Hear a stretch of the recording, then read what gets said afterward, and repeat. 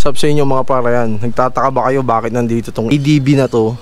Kung makikita nyo mga para yan, oh, may gas-gas yung signal light. Tapos basag yung side mirror niya mga par. Grabe nangyari dito sa ADB na to mga par. Kung makikita nyo, sobrang laki ng tama dito sa likod ng ADB 160 na to mga par. Bumaliko talaga. Nabangga raw to kagabi mga par eh. Wasak yung ano niya, oh, air filter. Tapos baliko yung rear shock niya. Tapos nawala na yung baso niya mga par.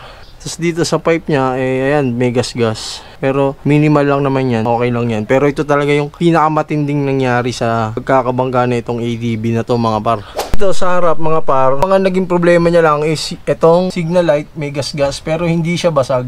Tapos dito naman sa side mirror is putol. So yun yung ano, kaputol ng side mirror.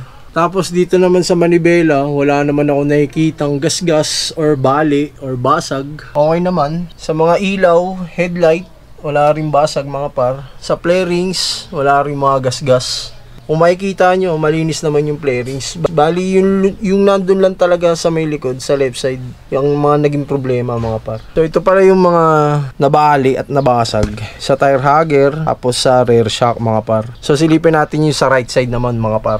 Dito sa right side mga par, eh wala naman mga naging problema.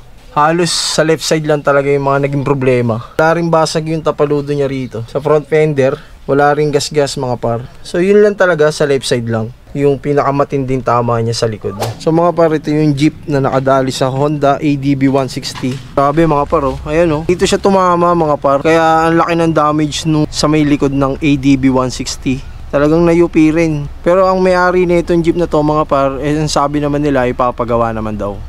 So shoutout lang natin sila Boots Bancolita, shoutout kay Jun Ryan Abala Sarceno, shoutout Russell John Bautista, shoutout kay Luigi Aniseta Nosmas, shoutout kay Sib Abisha, shoutout kay Nelvin Sokilon Nilo. Shoutout sa inyo mga par, lagi kayong mag-iingat. At syempre, shoutout din natin si Tatay Fred ng Tigadalya. Lang mga par, lagi tayong mag-iingat sa mga biyahe natin. Ingat palagi, ride safe.